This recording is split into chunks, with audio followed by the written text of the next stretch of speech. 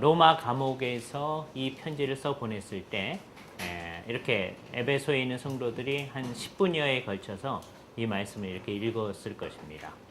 물론 그때는 이 말씀이 워낙 쓰였던 코인의 히라보로 사람들이 읽었을 것이고, 에베소의 성도들은 다 코인의 히라보를 자기들의 모국어로 하는 사람들이었을 테니까 지금 우리들이 읽고 이해한 것보다 훨씬 더 정확하게 바울이 말하는 바를 정확히 알아들었을 것입니다. 그렇죠? 이 본문의 맨 앞부분과 맨 마지막 부분을 잘 읽어본 사람이라면 이것이 바울이 에베소 교회에 보내고 있는 편지다라고 하는 것은 누구든지 다 이제 생각하게 될 것입니다.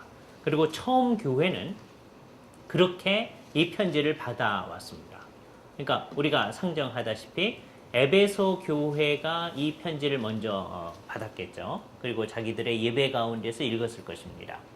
아마 그날은 설교 대신에 이 편지를 읽었을 가능성도 있겠죠. 아니면 설교가 끝난 다음에 우리식으로 표현하면 광고 시간에 오늘은 우리의 사랑하는 바울 사도께서 보내신 편지를 우리가 읽으면서 교제하겠습니다 하면서 이 편지를 읽었을 가능성이 있습니다. 그러면서 이 편지를 들으면서 누군가가 이제 읽는 거죠. 읽을 때 사람들은 그 다른 사람의 목소리를 통해서 바울의 목소리를 들었을 것입니다. 예전에 복음을 전하던 그 상황을 생각하면서 지금 목소리는 딴 사람이 읽고 있어요. 누가 대독을 하고 있을 테니까, 에베소 교회 성도들 중에 누가 읽고 있을 테니까. 아니면 지금 맨 마지막 부분에 있는 두기고를 보냈다고 그랬는데 두기고가 이 편지를 가져와서 두기고가 읽었을 수도 있습니다. 정확한 상황을 모르니까 우리가 어떻게 할 수는 없지만, 그러나 누군가의 목소리를 통해서 바울의 목소리를 듣죠. 여기 재미있는 것이 나타납니다. 그러나 바울의 목소리를 통해서 에베소 교인들은 결국 예수 그리스도 하나님의 목소리를 듣습니다. 이게 이제 기독교의 메시지 전달의 특성이죠. 누군가가 이 얘기를 합니다. 그 얘기를 통해서 바울, 이 서신의 전달자인 바울의 목소리를 듣고 그 바울의 얘기를 통해서 궁극적으로 하나님의 얘기를 듣습니다. 사실 그 하나님의 목소리는 안 들리는 목소리죠. 예수님의 목소리는 이 세상에 계실 때 예수님께서 분명히 사람들에게 얘기했겠지만, 그러나 하나님의 목소리는 사실 안 들리는 목소리인데 그 얘기를 사람이 전하는 말을 통해서 이제 듣고 그 얘기를 듣기 위해서 사람들은 누군가가 말해주는 말을 통해서 그걸 듣습니다. 그렇게 하기 위해서 바울은 다른 서신서를 쓸 때도 그랬을 테니까 이 편지도 바울이 앉아가지고 처음부터 쭉 쓴 게 아니고 바울이 이 편지를 누군가에게 받아쓰게 했을 가능성이 매우 큽니다. 왜냐하면 다른 서신을 쓸 때 늘 그랬으니까. 우리가 잘 알다시피 바울은 눈이 별로 좋은 사람이 아니죠. 그래서 이 편지를 처음부터 끝까지 이렇게 다 쓰기가 참 어려웠을 겁니다. 그러면 바울은 아마 이런 식으로 했을 거예요. 누군가를, 그 대필자가 누군지, 이 편지를 가지고 가는 두기고, 아니면 지금 바울을 도와서 로마 감옥에서 바울의 그 감옥 생활을 도와주고 있는, 그러나 이 감옥 생활이라고 하는 게 우리가 뭐 던전 가운데 있고 뭐 그런 거 아니죠. 로마서에 있는 얘기를 잘 참조해 보면 62년경 이게 이 편지가 쓰여진 때라고 우리가 생각을 하는데, 62년경 바울은 특별한 어떤 셋집 같은데 있으면서 가택 연금 상태에 있는 상황 가운데 있죠. 이게 로마의 생활이었습니다. 때때로 사람들이 그곳에 와서 바울에게서 하나님 나라에 관한 복음을 듣습니다. 그죠? 그 듣는 그런 상황 가운데서 바울은 또 틈을 내 가지고서는 여러 곳의 교회를 위해서 편지를 쓰게 합니다. 그랬을 때 재미있는 현상이 나타나죠. 바울이 자기 머릿속에서 하나님의 계시를 생각하면서 하나님께서 나에게 깨닫게 하신 바, 또 구약 성경을 통해서 깨닫게 하신 바, 그 모든 걸 생각하면서 에베소 교회를 머릿속에 그리면서 에베소 교회에 필요한 메시지를 아마 이렇게 서서 왔다 갔다 하면서 얘기를 해주고 있겠죠. 그럼 누군가가 그 얘기를 쓰고 있습니다. 그 호인의 그릭으로. 그럼 이제 그걸 가지고 바울이 불러준 얘기를 쓴 그 내용을 가지고 두기고가 에베소 교회로 갑니다. 상당한 세월이 이제 필요했겠죠. 그래서 에베소 교회에 와가지고서는 사람들 앞에서 바울의 글을 읽습니다. 그게 이제 바울의 글이 전달되는 과정이죠. 그 과정은 오늘날 우리가 이 말씀을 읽고 이 말씀의 뜻을 사람들에게 전하는 거하고 그렇게 다르지 않습니다. 처음 사람들도 바울을 직접 보지 못하고 바울이 누군가를 시켜서 써준 그 말을 들으면서 바울의 생각을 알아듣고 그때도 사람들의 반응은 두 가지였을 거예요. 첫 번째는 그런 얘기가 있나 보다. 그리고 지나간 사람도 있었겠죠. 어떤 사람은 바울의 글이 읽혀지는 동안 좋은 사람도 있었겠죠. 그렇게 별 의미 없이 들어간 사람도 있었을 거고 오랫동안 보지 못했던 바울이 직접 올 수는 없지만 로마 감옥에 있으니까 우리에게 이 편지를 써서 말씀을 하신다. 바울을 지금 보지는 못하지만 마치 바울을 보면서 그 얘기를 듣는 심정으로 그 얘기를 열심히 듣는 성도들이 있었을 겁니다. 그럴 때 그 열심히 듣는 성도들의 심령 가운데 성령님께서 역사하셔서 마치 바울이 이 말을 불러서 쓰게 하고 했을 때 성령님이 영감해서 그 불러 쓰는 그 말씀이 성경이 되게 하신 것처럼 그 성경으로 기록되어진 말씀을 읽어줄 때 사람들이 그것을 듣고 그 마음속에서 같은 성령님이 역사해서 바울이 말하는 뜻을 알아듣게 하신 사람들이 있겠죠. 그 사람들은 지금 우리가 지금 한 10분에 걸쳐서 에베소서를 쭉 읽었던 것보다도 훨씬 더 많은 내용을, 왜? 직접적으로 그 근처에 있으니까요. 훨씬 더 많은 내용을 알게 되었을 것입니다. 이상이 이 편지가 쓰여지고 전달되어지는 과정이죠. 하나님께서는 이렇게 에베소 교회에서만 이 편지가 읽혀지도록 하신 게 아니고 이제 오고 오는 세대의 교회들 안에서 이 편지가 지속적으로 읽혀지도록 의도하신 거죠. 우리 주 예수 그리스도께서 다시 오시기까지 교회 안에서 계속해서 이 편지가 읽혀지도록 하나님은 의도하셨을 것입니다. 그래서 그 뜻이 이 세상 앞에 잘 드러나도록 하신 거에 하나님의 의도인 거죠. 그래서 제대로 된 교회는 항상 그렇게 이 편지를 읽어왔고 마치 시대와 정황이 떨어져 있어도 이 편지 속에서 하나님께서 우리에게 주시려고 하는 메시지를 알아채기 시작했습니다. 이건 아주 놀라운 일들이 이제 발생하기 시작한 거예요. 맨 처음에는 바울이 에베소에 보낸 편지의 내용을 이해하고 그 편지를 전체적으로 이해한 다음에 그것이 우리 시대의 교회에 어떤 의미가 있을까 이런 식으로 이제 생각을 해왔겠죠. 이게 가장 정상적인 이해입니다. 모든 성경을 접근할 때 우리가 그렇게 해봐야 되겠죠. 그러나 교회는 항상 그렇게만 해온 것이 아니고 마치 그러니까 예를 들어서 한 3세기나 5세기의 교회, 뭐 16세기의 교회, 특히 16세기의 교회를 한번 생각해 보십시다. 그러면 이 편지가 쓰여진 지 1600년이 지난 다음에 이 편지의 내용을 새롭게 생각하는 교회들, 종교개혁 시대의 교회들, 그 전에는 이 편지의 내용을 별로 그렇게 생각하지 안 했었는데 그것을 다시 생각하면서 마치 바울이, 바울은 벌써 죽은 지 오래된 거예요. 마치 바울이 어저께 편지를 써서 16세기에 독일이나 프랑스나 스위스나 영국이나 이런 데에 있는 성도들이 이 편지의 내용을 들으면서 바울이 우리 시대의 교회들에게 직접 해주는 것인 양 들었던 그런 게 있어요. 그러니까 이게 재미있는 현상입니다. 예. 이게 너무 과장되어지면 어떻게 되기 쉬우냐면 바울이 에베소 교회에 줬던 그 메시지를 왜곡할 수가 있어요. 에베소 교회에 줬던 그거는 생각하지도 아니하고 우리 시대에 주어진 메시지로 우리들의 생각을 가지고서 이것을 읽어갈 위험성이 있습니다. 그러나 동시에 그것은 생생하게 하나님의 말씀을 대할 수 있는 좋은 틀이 되어집니다. 그래서 우리는 이 두 가지 접근을 항상 마음에 새겨야 돼요. 하나는 바울이 1세기에 에베소 교회의 구체적인 문제를 가지고 얘기해 줬던 그 말씀의 의도가 뭔가 하는 것을 찾아내는 거죠. 이게 1차적인 과제입니다. 그러면서 동시에 우리는 그 말씀을 생각하면서 뭐를 동시에 알아낼 수 있느냐면 로마서를 여러분이 읽었을 때 또는 사도행전을 읽었을 때 바울이 로마에 있는 교회들에게 하나님의 말씀을 전했다. 하나님 나라에 관해서 전했다. 그랬는데 구체적으로 한 두 줄이 있어요. 그런 다음에 구체적으로 뭘 전했는지 모릅니다. 그러나 그 시기에 바울이 에베소 교회를 향해서 줬던 이 메시지를 통해서 뭐 다른 서신도들도 있지만 바울이 이 시기에 이런 생각을 하고 있었겠구나 하는 걸 짐작할 수 있어요. 그러면 그 당시에 무슨 얘기를 다른 성도들에게, 로마에 있는 다른 성도들한테 했을 것인가 하는 것도 우리는 짐작할 수 있습니다. 그러니까 이 바울의 서신서를 읽는다고 하는 것은 한편으로는 그 서신서를 보낸 그 내용 자체를 공부하는 굉장히 중요한 것도 있지만 동시에 그 서신서를 보낼 때 바울이 생각하던 바, 그럼 다른 사람들한테 가르치던 바의 내용도 어느 정도는 짐작할 수 있습니다.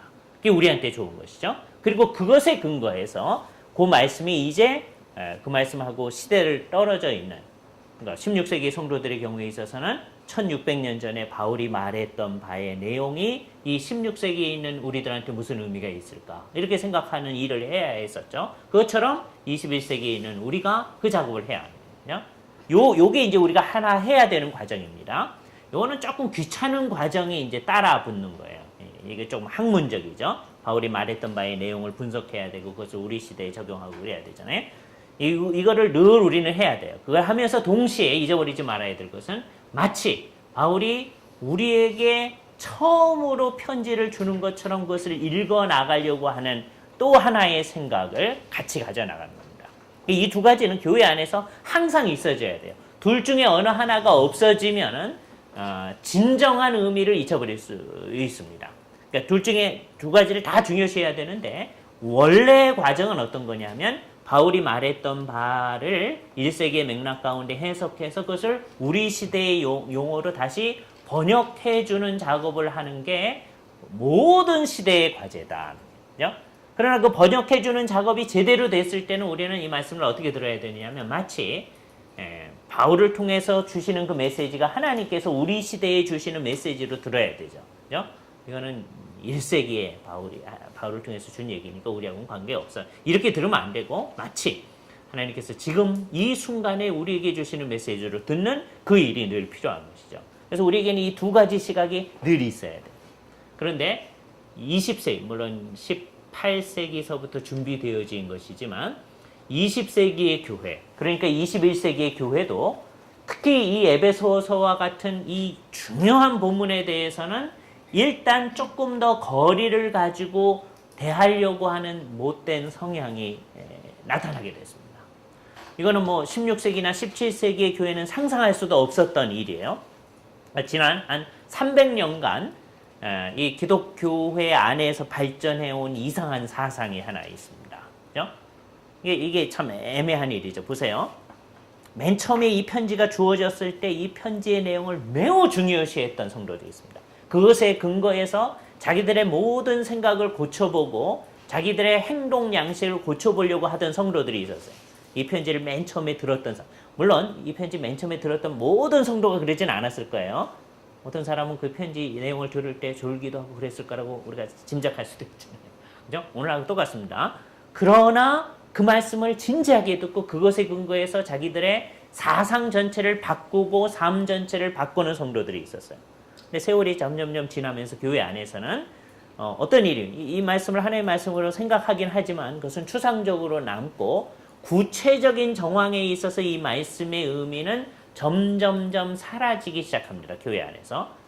이 말씀을 무시하는 건 아니에요. 그러니까 형식적으로는 이 말씀을 하나님의 말씀으로 하지만 실질적으로는 이 말씀의 내용을 무시하는 일이 한 3세기서부터 16세기까지 또는 5세기서부터 16세기까지 이루어지게 됩니다. 한 100년 동안.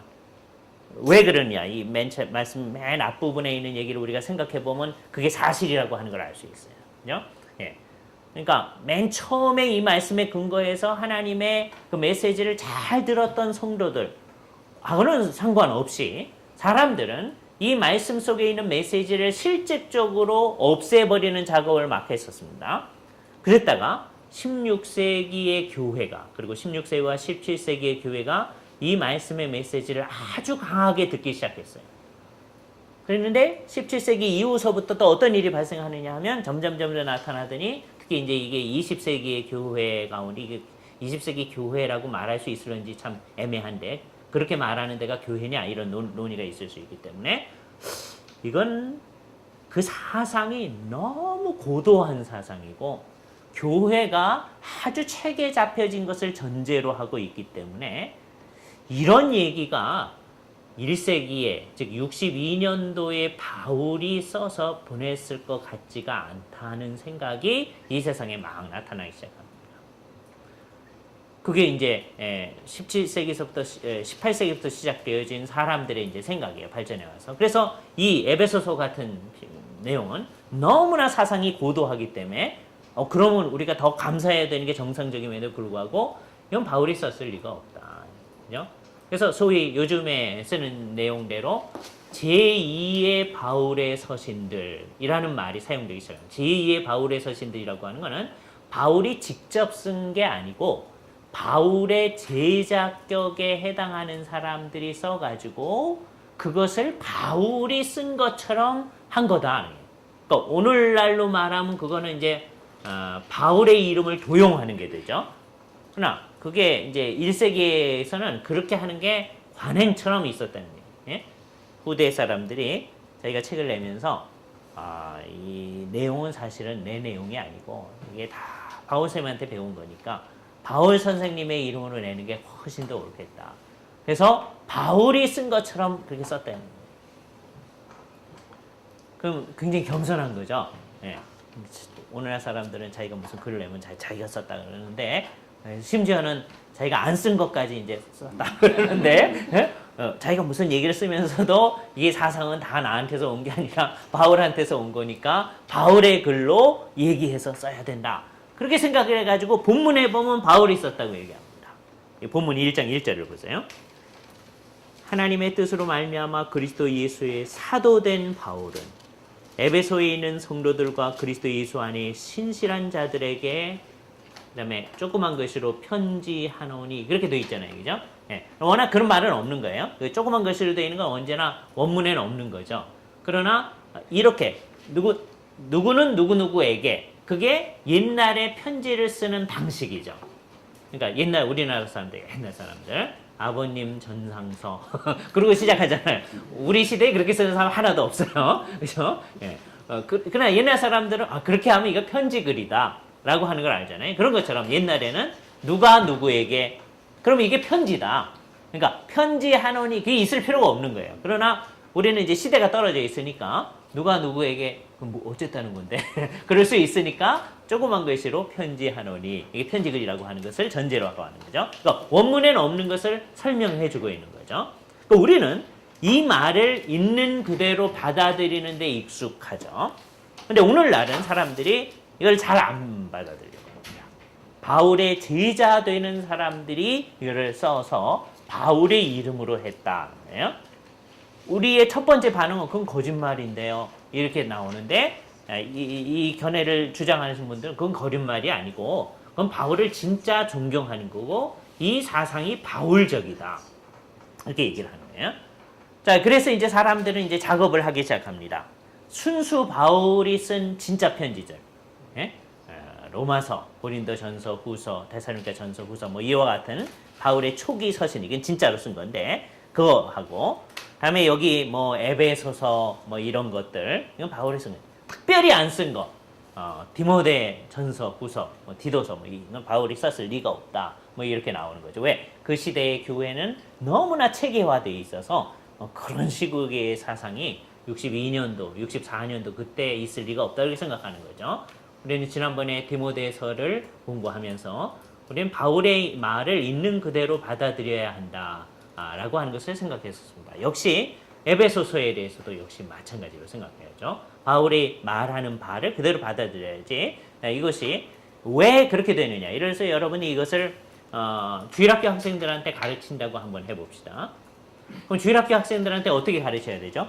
본문에 말하기를 바울이 쓴다. 근데 그렇게 가르치는 거예요. 근데 속으로는 마음속으로는 근데 사실은 바울이 안 썼거든. 너희들이 이제 크면 알게 될 거야. 이렇게 한다면 그게 좀 이상한 거잖아요. 예? 그러니까 하나님께서 이게 그 당시에 관행이라 할지라도 그런 식으로 하게 하셨겠는가 하는 게 심각한 문제입니다. 그죠?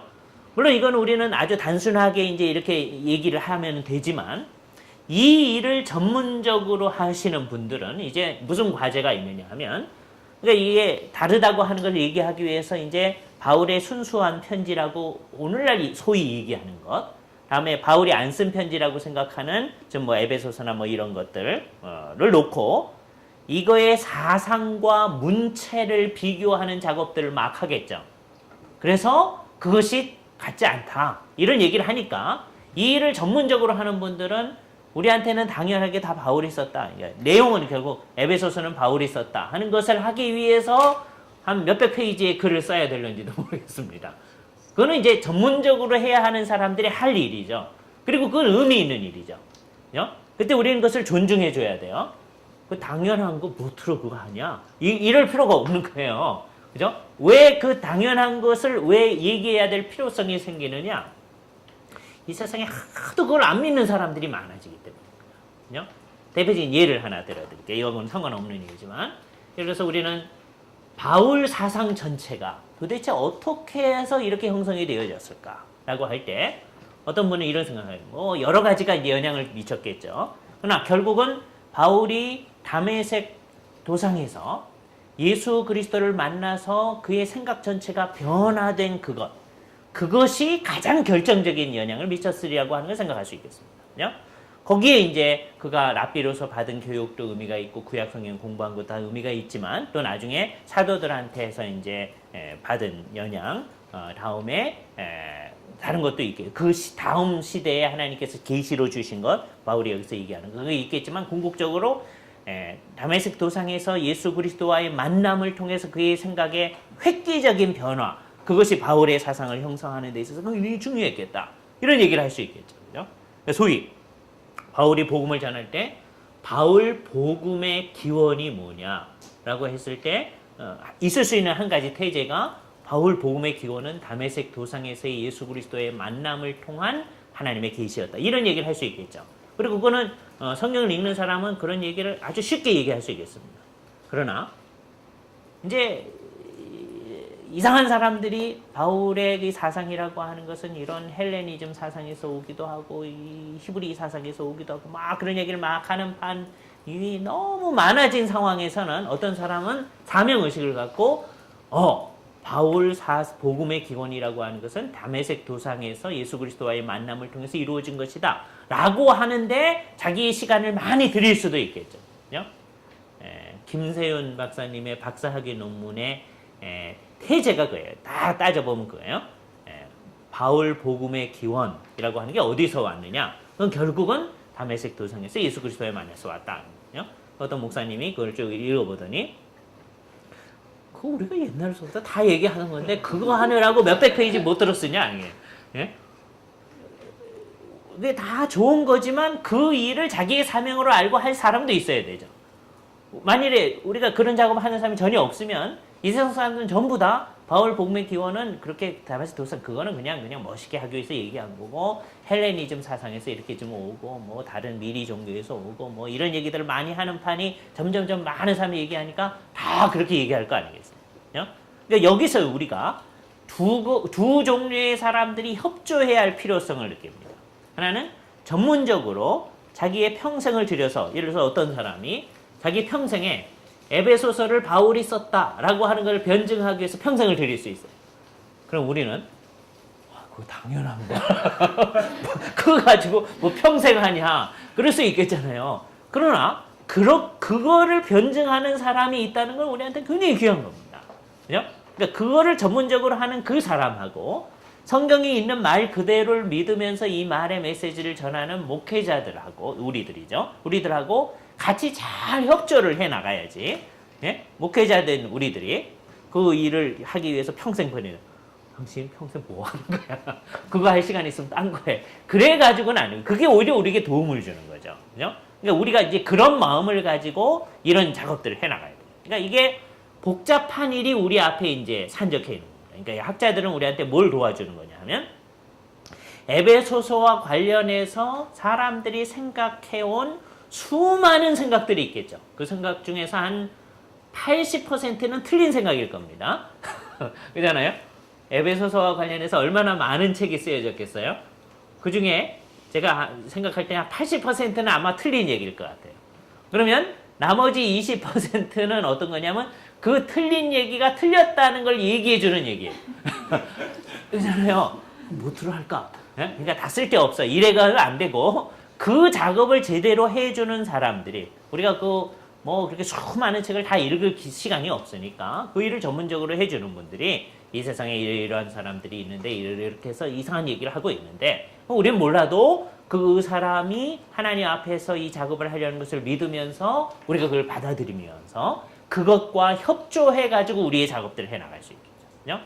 그러니까 우리는 뭐가 강하냐면 한편에서 바울이 1세기에 보냈던 편지의 내용이 뭔가 우리는 이거에 관심이 있잖아요. 이건 벌써 뭘 전제로 하는 거냐? 바울이 썼다는 걸 전제로 하는 거예요.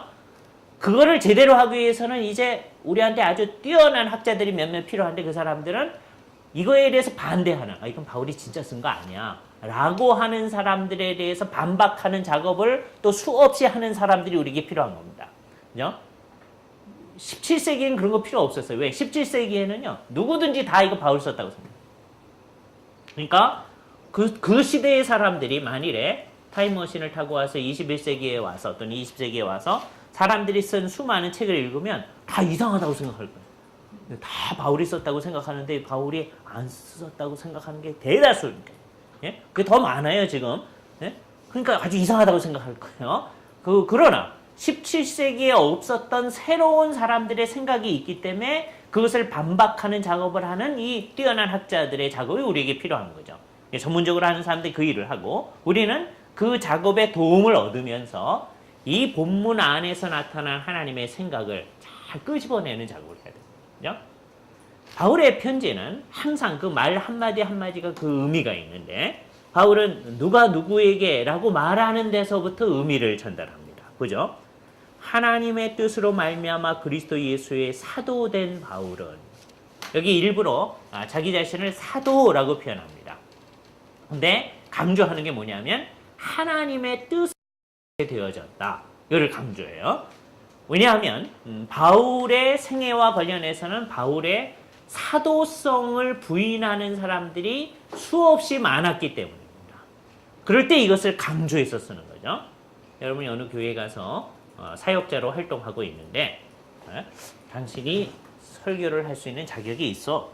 그렇게 하는 사람이 많은 상황에서 설교를 한다. 그럼 참 어려울 거예요. 그렇지 않겠어요? 지금 말씀을 잘 전해 주십시오. 그러는 상황에서 말씀을 전한다고 하는 것도 어려울 텐데 저 사람이 우리한테 얘기하는 게 과연 하나님의 말씀으로서의 의미가 있는가? 이게 도전하는 상황. 그러니까 바울은요. 잘 보시면 지금 우리에게 의해서는 바울은 최고의 대우를 받고 있는 겁니다. 그렇잖아요? 왜냐하면 우리에게 있어서는 실질적으로는 안 하지만 형식적으로는 바울이 한 말은 하나님 말이에요. 우리에게 있어서. 그죠? 진짜로 그렇습니까? 예? 예, 아니. 그러면 우리가 이 말씀대로 살아야 돼요. 예? 근데 진짜로는 안 살거든. 예? 이게 마치 뭐하고 똑같으냐면 우리가 한국교회 성도들이 목사님 말씀을 다 잘 듣는다고 그러는데 분위기가 그렇단 말이에요. 근데 진짜로 목사님이 성경에 근거해서 하나님 말씀 전해줄 때 그걸 다 순종하느냐?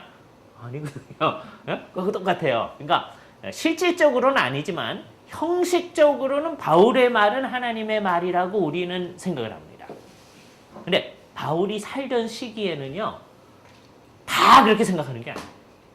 일부 사람들은 바울의 사상을 심각하게 공격하는 사람이 많이 있는 상황입니다. 그러니까 인간적으로 따지면 바울은 지금 더 대우를 받고 있는 거예요. 지금 더 대우를 받고 있는 거예요. 그분을 사도로 다 받아들이고 있잖아요.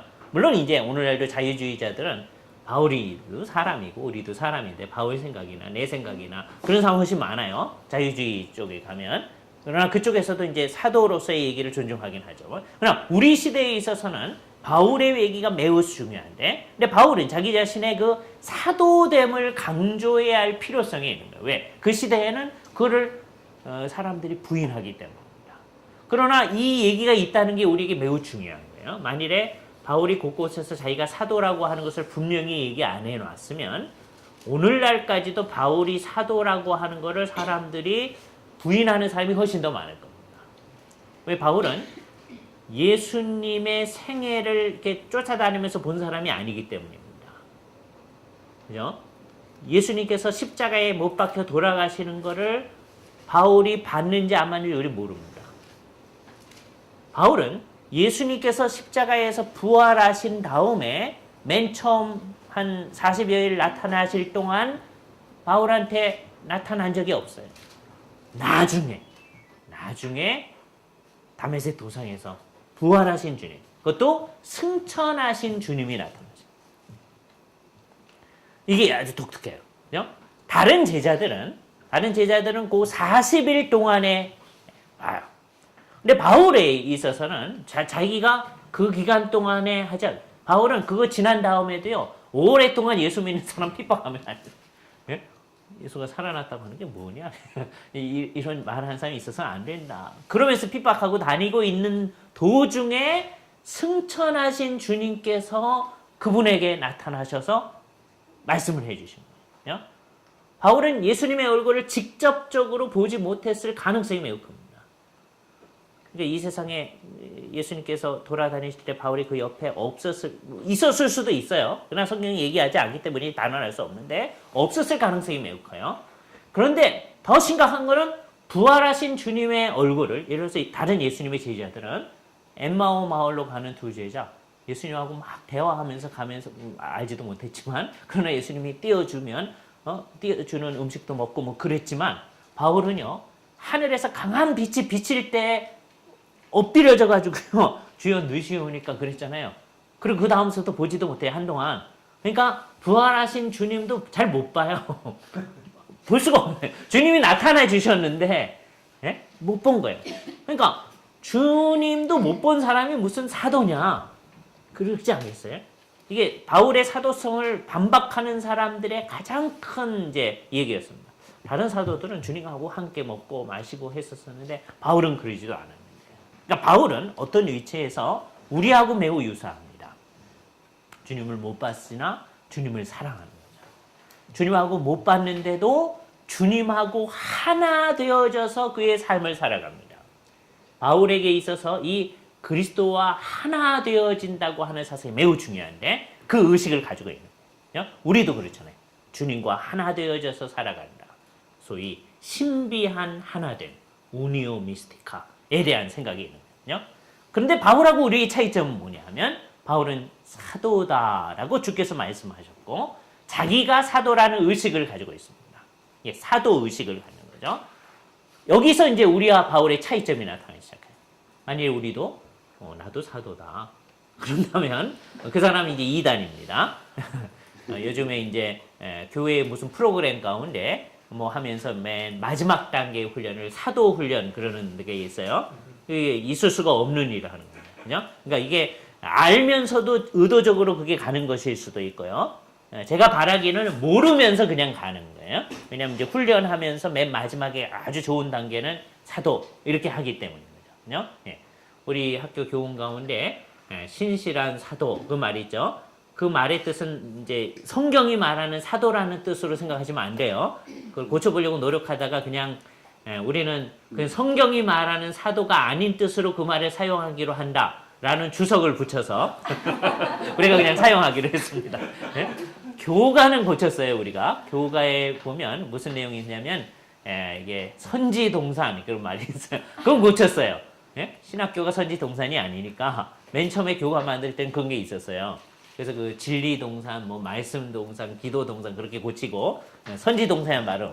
근데 이제 그 사도 그거는 뭐 하도 그 의미를 너무 많이 부여하셨기 때문에 어떻게 고칠 수는 없었었는데, 그러나 성경이 말하는 사도 그 의미는 아닙니다. 그러니까 12사도하고 바울만이 이 의식을 가질 수 있는 거죠. 만일에 그 사람, 하나님께서 직접 임명하지 않은 사람이 나도 사도다 또는 사도에 준한다 이런 의식을 가지고 있다면 그거 아주 심각한 겁니다. 거기에 문제가 있어요. 우리 시대를 살면서 교단 전체로 봐서 그 의식을 지금 가지고 있는 데는 천주교예요. 베네딕트 16세는 사도의 권세를 가지고 지금 있다고 스스로 생각하는 거예요. 그렇기 때문에 그 사람이 얘기하면 그게 하나님의 말씀이다 이렇게 생각하는 거죠. 천주교에서는. 그렇기 때문에 우리는 그게 잘못됐다고 해요. 그럼 거기 잘못됐다고 얘기하면서 우리들 가운데 누구는 그렇지만 나도 사도나 사도에 준한다. 예? 그렇게 한다면 이게 똑같이 잘못된 거죠. 예? 여기서도 같은 원리가 작용해야 되는 거예요. 남들이 하면 안 되는 거고 우리가 하면 되고 이러면 안 된단 말이에요. 내가 하면 로맨스고 남이 하면 불륜이고 뭐 이렇게 하면 안 되는 거와 똑같단 말이에요. 그렇죠? 예. 천주교에서 그렇게 하면 안 되듯이 우리 가운데서도 누구도 사도라고 생각하면 안 되는 거죠. 그러니까 근데 사도도 자기 마음대로 사도가 되는 게 아니라 스스로 사도로 지명하는 게 아니라 하나님의 뜻으로 사도가 되어졌다. 그 의식을 갖고 이제 이분이 에베소에 있는 성도들한테 이제 편지를 씁니다. 뭐라고 얘기합니까? 에베소에 있는 성도들과 그러죠? 예, 이게 굉장히 중요한 단어죠. 또 다른 말로 그리스도 예수 안에 있는 신실한 자들이 이게 이제 교회라고 하는 말을 다른 말로 쓸 때 우리가 사용할 수 있는 말입니다. 교회를 뭐라고 말할 것인가? 교회는 결국은 우리가 늘 강조하는 대로 성도입니다. saints죠. 이 성도라는 말 속에 이미 복수가 들어있다고 그랬어요. 그러니까 한 사람 한 사람은 성인 또는 성자 그렇게 쓸 수밖에 없습니다. 그죠? 다음에 이 말하고 똑같은 것이 그리스도 안에 있는 신실한 자들, the faithful in Christ. 그리스도 안에 있는 신실한 자들이에요. 신실한 자들이라고 하는 것은 기본적으로 믿음이 있다라고 하는 거죠. 그러면서 동시에 믿을만하다라는 의미가 들어져 있습니다. 그죠? 도대체 이것이 어떤 의미를 지니는가 하는 것을 조금 쉬었다가 계속하도록 하겠습니다. 왜냐하면 교회 그렇게 표현하는 말을 교회라고 말하지 아니하고 곧바로 에베소에 있는 성도들 이렇게 얘기했습니다. 성도라는 말이죠. 또 다른 말로 말하면 그리스도 안에 있는 신실한 자들이라고 했습니다. 이 말 자체는 우리를 지칭하는 말입니다. 그냥 우리가 이러이러한 사람이다. 그러나 이 두 말이 다 의미심장하기 때문에 이미 우리는 은혜로 이 상황 가운데 들어와 있습니다. 내가 예수를 진짜로 믿는다면 이 상황 속에 들어있는 거예요. 교회에 출석하고 있는 사람들 가운데서도 혹시 예수를 아직 안 믿는 사람은 이 말에 들어있지 않습니다. 그러니까 이 사람이 교회에 나오고 있다. 교회에 우리가 교회로서 모일 때 같이 참여한다고 해서 이 사람이 성도다. 이렇게 얘기하기는 어려워요. 우리는 일반적으로 그렇게 사용하죠. 또 말도 좀 이상하게 생각합니다. 교회 안에 목사님이 있고 장로님이 있고 집사님이 있고 이것저것도 아닌 사람은 성도 이렇게 얘기하죠. 근데 성경은 한 번도 그렇게 얘기한 적이 없습니다. 그죠? 그러니까 여러분 가운데 남자분들은 다 목사가 될 텐데 목사도 성도예요. 나중에도 끝까지 목사인데 성도가 아닌 사람이 있다. 이게 이제 심각한 문제를 야기합니다. 그죠? 나중에 목사로서 이제 우리가 서약을 할 때 성도여 겸하여 목사가 되었은즉 그러면서 서약을 하게 됩니다. 그죠? 뭐 우리는 항상 그런 생각을 하는 거예요. 그러니까 예수를 믿는 사람은 다 성도고 그 다음에 성도들한테 주어지는 보직이 있어요. 군대에 전부 다 군인이죠. 군인인데 보직이 주어지잖아요. 어떤 사람한테는 대제장이라는 보직이 주어지고 어떤 사람은 중대장이라고 하는 보직이 주어지고 어떤 사람은 작전 참모라는 보직이 주어지고 그런 것처럼 우리는 모두 다 성도입니다. 예수를 진짜로 믿는 사람 다 성도예요. 근데 보직이 다른 거예요. 그 보직은 그 일을 할 동안만 우리에게 주어져 있는 거죠. 보직을 딱 그만두면 그 사람 더 이상 대제장 아니에요. 그죠? 되게 어떤 사람이 이제 사단장을 한다. 되게 별 2개짜리가 이제 사단장 하잖아요. 그죠? 예. 근데 별 2개여도 사단장이 아닌 사람, 그러니까 사단을 맡아서 하지 않으면 그 사람은 그 보직은 없습니다. 별은 2개짜리죠. 이성 장군이지만, 그러나 보직이 해임이 되면 그 일은 안 하는 거예요. 그죠? 그거 마찬가지예요. 그러니까 어떤 사람이 그 일을 할 동안만 이거는 보직이 있는 거예요. 목사가 목사의 일을 할 동안만 목사예요. 장로가 장로의 일을 할 동안만 장로입니다. 그죠? 그 보직을 안 할 때는 그거 아니에요. 그죠? 그 일을 안 할 때는 똑같이 성도입니다. 그죠? 그러니까 여기에 높고 낮은 게 있을 수가 없어요. 가장 높은 교회에서 사람을 지칭하는 말 가운데 가장 높은 지칭이 있다면 사실은 이 두 말입니다. 사실 성도라는 말. 이게 얼마나 중요한 말이에요. 거룩한 자들이란 말이잖아요. 그러니까 이게 은혜로 이미 주어진 거예요. 그러니까 이거는 은혜로 주어진 것이기 때문에 믿음으로 받아들여야 됩니다. 나 아직 거룩하지 않은데요. 이러면 안 된다. 물론 아직 거룩하지 않죠. 그러나 믿음으로 주께서 우리를 성도라고 하시면 그것을 받아들여야 돼요. 이게 믿음입니다. 그리고 여기는 이 은혜는 우리한테 반드시 사명을 우리에게 주는 거예요. 제가 늘 쓰는 독일말 가베, 이게 은혜예요. 사명이란 말은 아우프가베라는 말입니다.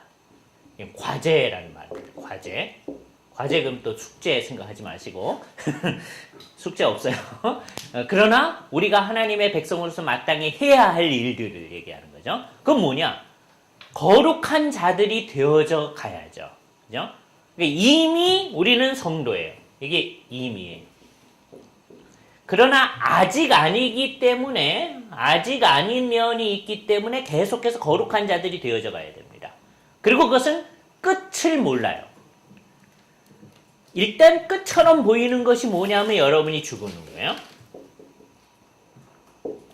일단 끝처럼 보이는 거예요. 그러나 여러분이 죽은 다음에도 우리의 거룩하여져 가는 것은 지속되어질 거예요. 이거는 단언할 수는 없어요. 우리는 이 세상에 살면서 점점점 거룩해져 가는 거죠. 왜 점점점점 해놨냐? 이게 잘 어려워서 그래요. 많은 사람은 되게 어떻게 되냐면 네? 이 세상 이게 이제 구체적인 상황에서는 이렇게 되는 거죠. 이렇게 조금 성장하는 것 같다가 또 떨어지는 것 같다. 하지만 이제 원칙으로서는 이제 성장해 가야 됩니다. 그러니까 죽을 때 이게 완성되어진다고 그래요. 우리가 죽을 때 완성이 되어진데 영혼에 관한 한. 그러나 이때 다 완성되어진다고 할 수가 없는 게 죽음 이후에도 우리의 거룩하여짐이라고 하는 것을 생각해야 될 것이다.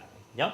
근데 그 놀라운 것을 이미 우리에게 적용시켜서 우리는 이 세상에 있을 때부터 이미 성도라는 이름을 갖게 됩니다. 또 똑같은 말이 그리스도 안에 있는 신실한 자들이라는 말이에요.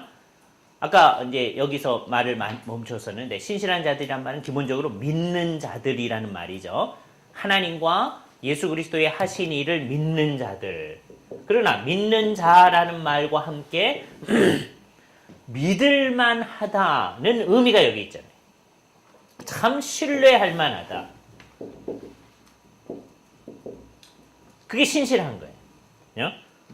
여러분들이 이 세상에서 무슨 일을 할 때 여러분의 교회의 성도들이 여러분을 생각할 때 참 신실하시다. 이렇게 생각해야 정상적인 거잖아요. 그죠? 물론 우리는 은혜로 이미 신실한 자들입니다. 그러니까 신실한 자들이 되어야 할 과제를 가지고 있는 거예요. 이 세상에서 그런 사람들에게 편지를 지금 하고 있다는 거죠. 에베소 교회에 있는 성도들이 온전하지 않지만 그것을 믿음으로 선언하면서 바울이 얘기를 합니다. 바울이 지금 처해 있는 상황은 그렇게 좋은 상황은 아니에요. 어떤 상황인지 본문 가운데 시사되어 있는 것을 보겠습니다. 먼저 3장 1절을 보겠어요. 3장 1절에 보면 뭐라고 그러냐면 그러므로 그리스도 예수의 일로 너희 이방을 위하여 갇힌 자 된 나 바울은 그렇게 얘기합니다. 그죠? 갇힌 자 되어졌다. 이렇게 얘기해요. 그러니까 지금 이 상황이 바울이 구금되어져 있는 상태다라고 하는 것을 우리는 알 수 있습니다. 또 6장에 가보면 거기서도 또 마찬가지 얘기를 하는데 19절에 있는 말씀 또 나를 위하여 구할 것은 내게 말씀을 주사 나로 입을 벌려 복음의 비밀을 담대히 알리게 하옵소서 할 것이니 이 일을 위하여 내가 쇠사슬에 매인 사신이 된 것은 쇠사슬에 매인 사신 이게 멋있는 제목이죠. 어느 날 6장 20절 어느 날 설교 제목으로 아주 좋은 쇠사슬에 매인 사신 그죠? 감옥에 갇혀 있는 자기 자신을 생각하는 거죠. 물론 이 감옥이 이렇게 우리가 지금 쇠사슬에 이렇게 얽매인다 그 얘기가 아니고 바울이 가택연금 당해 있는 상황을 얘기하는 겁니다. 그것을 비유적으로 표현해서 왜 그렇게 되어져 있느냐? 복음을 위하여 그렇게 되어져 있다. 그죠? 그러니까 바울은 그렇게 되어져 있는 자신의 상황을 비관하지 않습니다. 그러니까 이 세상의 관점에서 보면 그게 잘 되는 게 아니죠. 여기서 이제 우리가 굉장히 중요한 시각을 가질 필요가 있어요. 현대 그리스도인, 특히 한국의 그리스도인들은 무엇을 강조하느냐 하면 예수를 믿어서 잘 되는 것을 매우 중요하게 생각합니다. 우리 전체 시각이 그렇게 되어 있어요. 그죠? 그래가지고서는 인간적 시각으로 뭐가 잘 안 됐을 때 예수를 믿는데도 왜 저래? 이런 생각을 하는 사람이 되게 많아요. 예? 그래가지고 나중에는 이제 어떻게 되냐면 너 지금 예수 믿는 게 잘못 믿나 봐. 이런 거예요. 인간적 시각으로 안 되는 거니까. 그럼 인간적 시각으로 안 되는 거 생각하면요. 바울은 잘못 믿는 사람의 전형적인 지입니다. 네. 이게 점점 어려움을 당하더니 나중에 갇히더니요. 좀 더 나아가서는 죽었어요.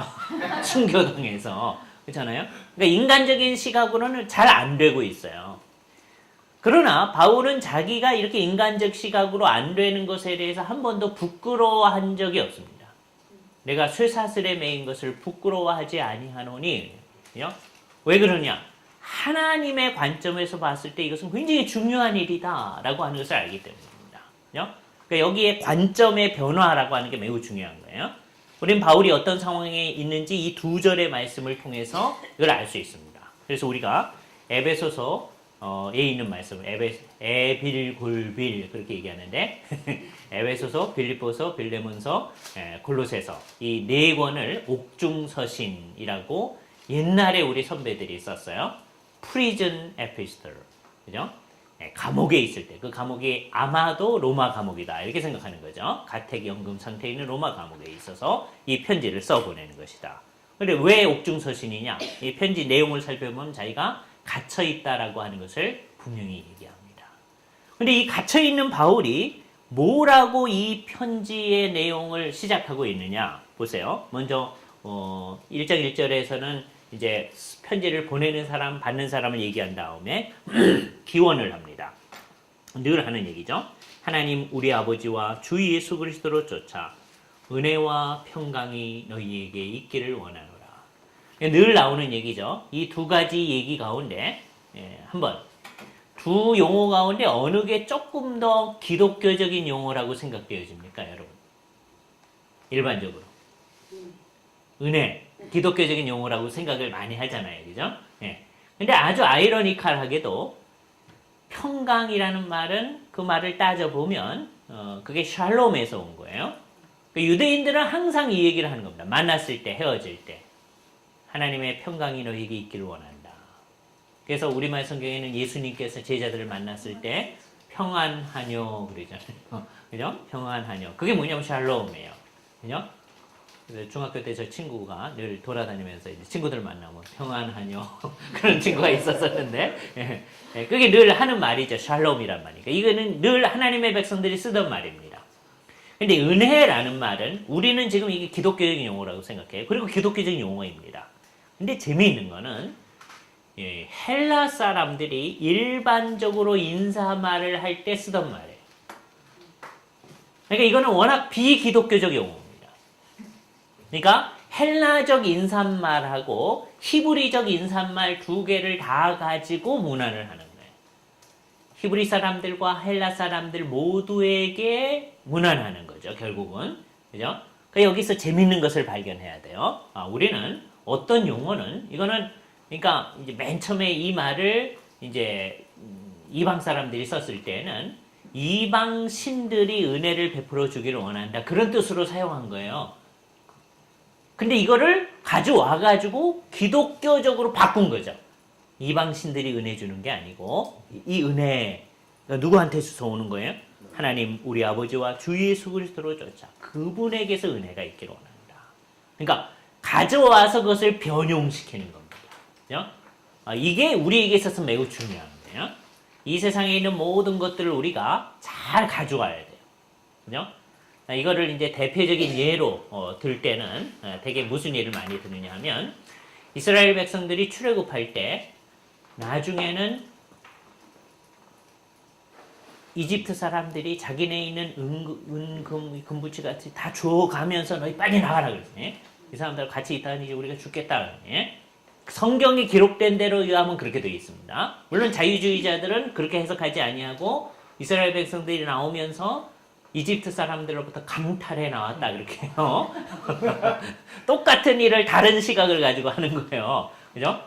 우리는 성경에 있는 대로 생각을 해야죠. 그러니까 빨리 내보내요. 바로는 안 내보려고 그러지만 이집트 사람들은 지금 장자 죽었잖아요. 자기네 집에. 그럼 다음에 이제 누구 죽을지 모르니까 그냥 있는 거 다 줘가지고 빨리 나가라. 그죠? 그래서 나온 거예요. 그러니까 그 은, 금 다 누구 거냐면 이집트 거예요. 이집트 건데 그게 뭐 이렇게 다른데 잘못된 데 사용되었던 거죠. 그거 가지고서 하나님께서 물론 이게 선용될 수도 있고 악용될 수도 있는데 악용된 예는 뭐예요? 나중에 금송아지 만들어요. 예?